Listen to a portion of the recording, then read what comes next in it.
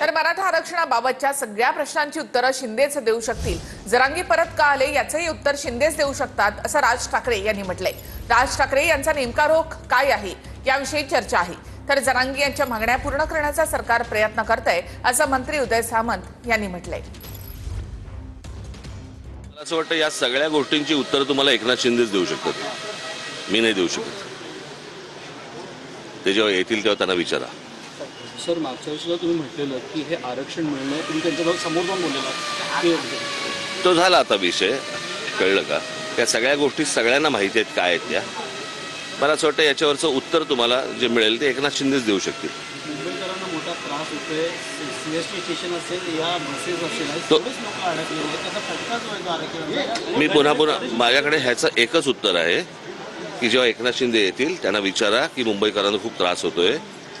तर ते मागच्या वेळेला गेले होते ना तिकडे, बरोबर की नाही? नवी मुंबईला जाऊन त्यांनी प्रश्न सोडवला होता ना, मग परत का आलेत? या सगळ्या गोष्टींची प्रश्नांची उत्तर तुम्हाला एकनाथ शिंदेना विचारा। आरक्षणासाठी छत्रपती शिवाजी महाराजांची शपथ घेऊन एकनाथ शिंदे साहेबांनी देवेंद्रजींनी सभागृह देखील बोलवलं।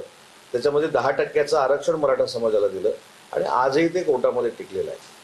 मराठा समाजाला अण्णासाहेब पाटील या महामंडळातनं 1.5 लाख मुलांना बिनव्याजी कर्ज देऊन स्वतःच्या पायावर उभं केलेलं आहे। 3000 अधिसंख्य पदं ही मराठा समाजाची भरलेली आहे। जे आंदोलनामध्ये मृत झाले त्यांच्या वारसांना 10-10 लाख रुपये दिलेले आहेत, त्यांच्या वारसांना नोकऱ्या दिलेल्या आहेत। त्याच्यातल्या काही नोकऱ्या या परिवहनमध्ये आहेत आणि काही नोकऱ्या आता मी MIDC मध्ये देतो। त्याच्यामुळं मनोज जरांगे पाटलांनी ज्या काही मागण्या केलेल्या होत्या त्या पूर्ण करण्याचा प्रामाणिकपणाचा प्रयत्न हे सरकार करतंय। तत्कालीन मुख्यमंत्री महोदय देवेंद्रजी फडणवीस साहेबांनी मराठा समाजाच्यासाठी 16% आरक्षण निर्णय केलेला होता। महाविकास आघाडीच्या काळामध्ये माननीय न्यायालयामध्ये तो निर्णय रद्दबातल झाला। तत्कालीन मुख्यमंत्री महोदय एकनाथजी शिंदे साहेबांनी मराठा समाजाच्यासाठी जे काही शब्द प्रयोग केले होते, जे शब्द दिले होते त्याप्रमाणे 10% मराठा समाजाच्यासाठी आरक्षण देण्यात आलेले आहे।